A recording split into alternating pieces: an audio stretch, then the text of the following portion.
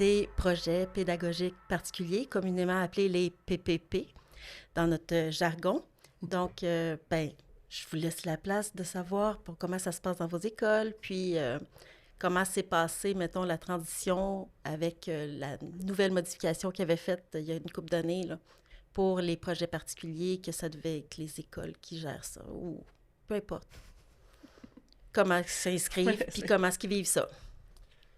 Bien, j'ai passé l'après-midi avec deux groupes, un groupe sur Zoom, puis je viens de sortir d'un groupe avec en présentiel, là. Ça se passe bien dans certains endroits, mais ça se passe difficilement dans plusieurs endroits aussi. On a de la misère à ajuster les ressources. Le régime pédagogique n'est pas toujours bien compris. Euh, on a des problèmes connexes aussi, à savoir est-ce que nos conseils d'établissement sont impliqués dans l'instauration de ces PPP-là? Est-ce que...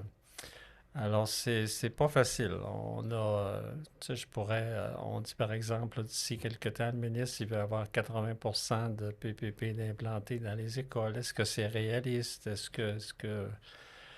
Moi, je vous dis que c'est pas facile.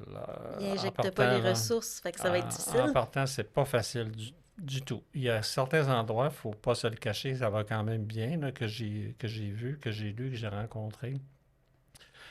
Puis je pense que fondamentalement, on a oublié qu'un projet pédagogique particulier, projet pédagogique, c'est pas un projet pour amuser les jeunes puis les motiver seulement. Souvent, c'est qu'on fait un projet, on dit oui, ça va les motiver, ils vont rester à l'école plus longtemps, ils vont réussir. Mais ils Mais vont apprendre quoi? faut pas oublier que c'est en lien avec le programme de formation de l'école québécoise. Qu'est-ce qu'on a à apprendre, puis qu'est-ce qu'on a découvert dans le projet éducatif de notre école qu'on a amélioré.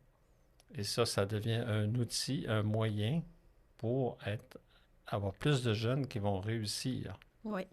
Alors, c'est tout ça, c'est compliqué.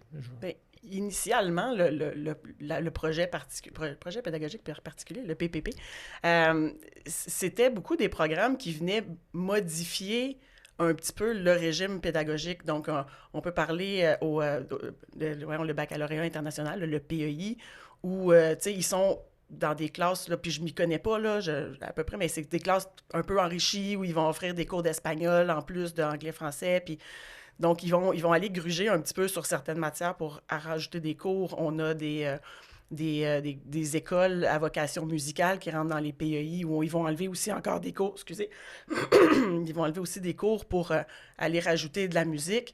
Tu sais, moi, je suis de l'alternatif où on n'enlève pas de cours de rien, mais on fait juste apprendre d'une façon complètement différente avec des projets, puis avec toutes sortes de choses comme ça. Mais là, ils veulent rajouter, atteindre, si possible, le 80%.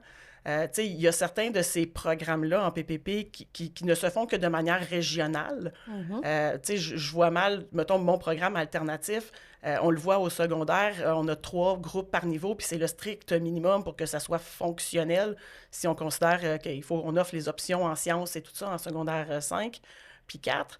Mais là, ils veulent le faire de manière école de quartier. Donc, qu'est-ce qu'ils vont faire? Puis là, c'est là que ça vient. Il faut que ça soit un peu pédagogique. Il faut que tu touches à ça. On va-tu juste rajouter des cours au choix que, tu sais, t'as un enfant qui... Tu sais, il y a des écoles, ils vont dire, OK, ben on va rajouter un PPP en économie familiale. Ben c'est pas juste un cours au choix d'économie familiale qu'il faut que tu offres. C'est que ton jeune en secondaire 1 qui va être inscrit là-dedans, ben OK, mais il faut qu'il fasse, peu importe ça va être quoi, mais je vais me fier à mon cours d'économie familiale de moi quand j'étais petite. Il va-tu faire de la cuisine, il va-tu faire de la couture, il va-tu faire de tout ça jusqu'au secondaire 5 pour que quand il arrive en secondaire 5, ben il soit capable de faire un repas puis de... Là, je vais dire tenir maison, là, peu importe, mais... Entretenir, puis être capable de gérer son budget, puis toutes ces choses-là. Mais c'est pas juste un cours au choix. C'est quelque chose qui va t'amener tout le long de ton parcours de secondaire. Il faut penser que le PPP, c'est du secondaire 1 au secondaire 5. Bien, ce que le ministre il veut amener, c'est au niveau du secondaire. Des PPP, il y en a au primaire. Mais je veux des PEI, des musiques. On le choisit. C'est ça. Oui, on le choisit en secondaire 1 et on le fait jusqu'au secondaire 5. En théorie, oui. Okay. Ouais. Nous autres aussi, comme dernièrement, là, une couple d'années passées, là, on a augmenté le nombre de classes au PEI parce qu'on avait une demande tellement grande que les gens, il y avait une liste d'attente, puis ça frustrait les gens. Fait qu'on a augmenté, puis je suis sûr qu'on ouvrirait plus de classes, puis ça le ferait. L'alternative est une autre option, nous autres, mais présentement, elle est sur la glace à cause des compressions budgétaires et le fait qu'on n'a pas bâti l'école. Donc, on avait des pressions. Ben, on a géré les pressions, mais on va faire l'alternative. Puis tu parlais de l'économie familiale. Tabarouette, qui le rapporte, ça va aider beaucoup de jeunes. Qui le mettent obligatoire. Sérieusement, là, les jeunes vont apprendre à pas juste tirer leur argent par la fenêtre quand ils gagnent un petit salaire. Ils vont comprendre c'est quoi économiser, c'est quoi faire de la bouffe autre que, tu sais, prendre quelque chose de congelé puis le mettre dans le four ou du craft dinner. Puis ils vont pouvoir apprendre certaines affaires qui sont comme de base pour pouvoir survivre. Mais là, tu parles du programme d'éducation, pas juste des PPP. Non, je sais. C'est ça. Non, mais il sort, mais ton point, il est vrai, ramenez-le. On va ramener le ECC aussi, tant qu'à ça, éducation, choix de carrière, tu sais. Il le ramène à certaines écoles. Je dois juste préciser, quand on part PPP au premier secondaire, on n'est pas obligé de se rendre jusqu'en cinquième. Il y a des fois qu'un PPP, il démarre en troisième ou en quatrième secondaire. C'est qu'on offre des PPP tout le long, mais on n'est pas obligé. Par contre, l'obligation, c'est que si je modifie le régime pédagogique, je coupe du français, je coupe des maths ou j'enlève ci et ça, mais ça a des conséquences pour les années futures. Ça, c'est très important, puis ça, il faut y penser. C'est pas facile non plus. Puis l'interprétation que les gens font du régime pédagogique, là, s'ils regardent le nombre d'heures, c'est marqué 6 heures, etc. Mais ce qu'on ne voit pas, c'est que le ministre, il a marqué en bas du tableau, très petit, c'est marqué à titre indicatif. Alors, on n'est pas obligé, quand c'est marqué 6 heures, nécessairement, le conseil d'établissement peut ajuster le régime pédagogique avec les PPP. C'est toute une quincaillerie, c'est une procédure à faire attention, là. Beaucoup de négociations avec les enseignants aussi. Oui, c'est ça. Puis, puis c'est un approuvé dans le conseil d'établissement. Alors, quand on dit négociation, c'est que la proposition vient des personnels. Pour ma part, dans notre centre de service, avant, nous avions des programmes régionaux qu'on appelait, donc qui offraient le transport aux élèves pour passer de, mettons, leur secteur à une école transitoire pour aller prendre l'autobus qui les amenait à l'école où est-ce qu'ils offraient le programme.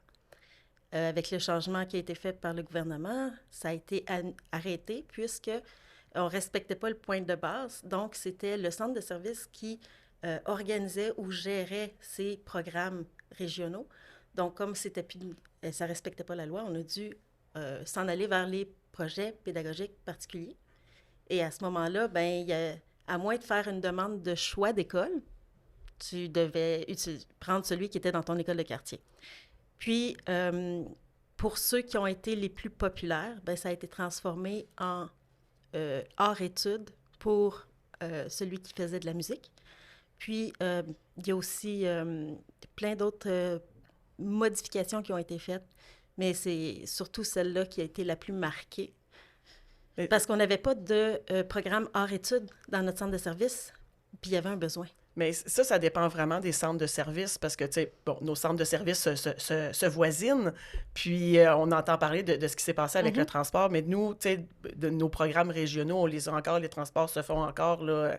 J'ai des enfants qui font 40 minutes d'autobus pour se rendre à l'autre bout du centre de service pour être en musique particulièrement, là. Donc, puis c'est comme une décision qui s'est prise chez vous de dire, OK, ben nous, on paye pas, mais ça coûte très, très cher, le transport de ces élèves-là. Puis ils sont pas subventionnés par le ministère comme ils sont, tu sais, pour les écoles de quartier, c'est le ministère qui subventionne les centres de services pour le transport. Mais quand on décide, nous autres, d'aller dans un programme régional, bien là, c'est plus le cas. Puis pour éviter, justement, d'avoir tous ces frais de transport-là, bien là, ils ont décidé de mettre des PPP au niveau des écoles de quartier.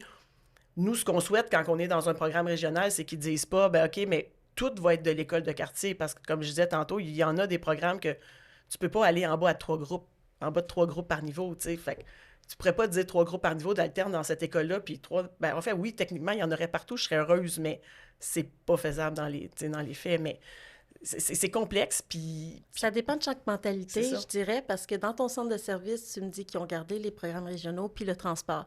Et dans le nôtre, en lisant la loi de l'instruction publique, c'est clair que ça dit que ça ne pouvait pas être géré par le centre de service. Ce qui fait en sorte que, comme le transport est géré par le centre de service, ils n'ont pas voulu aller faire de l'ingérence. je le paye, mon transport, moi, par exemple. Ah, voilà! C'est ça.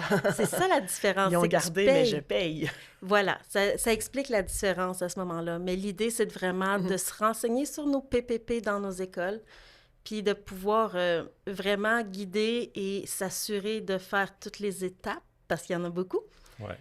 pour permettre à notre enfant de faire partie de le tirage ou de pouvoir postuler à ce moment-là pour avoir une place dans le PPP. Petite précision, depuis quelques années, on peut aller inscrire notre jeune dans une autre école que notre centre Oui, de service scolaire.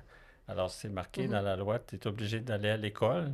C'est marqué une école du Québec. Alors, si tu vis à Mirabel, à la limite, tu pourrais aller inscrire ton jeune aux îles de la Madeleine. Mais serait long. transporte-le. Le transport est à ta charge, cependant. Alors, mais c'est ça. C'est-à-dire, des fois, là, si vous êtes dans le milieu urbain puis vous avez 2-3 centres de service un à côté de l'autre, vous pourriez, mais à condition d'assumer votre transport. Puis c'est sûr que le transport, ça coûte cher, là. mais il n'y a pas juste ça, c'est que dans un même centre de service, on peut choisir l'école qu'on veut aller aussi. Oui, tout à fait. Mhm. On peut choisir, mais on assume le transport. Oui. Tout Puis à fait. on espère qu'il y a de la place. C'est ça, exactement. Donc, pour conclure, est-ce qu'il y a quelqu'un qui veut mettre le petit mot de la fin? Mon Dieu, tantôt avec les gens, ce que ça m'a inspiré, c'est que il faudrait une réforme un petit peu du système scolaire, là. Il y a des mouvements au niveau du Québec, comme École Ensemble et d'autres, qui voudraient des États généraux, tout ça.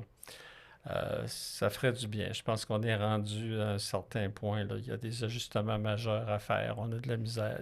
Par contre, ce que j'entends, moi, c'est qu'il y a des endroits qui ont réussi quand même, des centres de services, à trouver un bel équilibre. Tous les jeunes du centre de service ont accès à un PPP, à quelque chose, puis ça semble bien aller. Donc, il faudrait peut-être trouver un truc aussi pour partager les bons coups.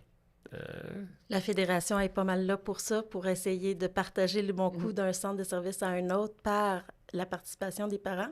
Puis bien sûr, si on a des questions sur les PPP, ben on peut toujours aller sur le site de la Fédération des comités de parents du Québec. Merci à vous trois. Merci beaucoup. Merci.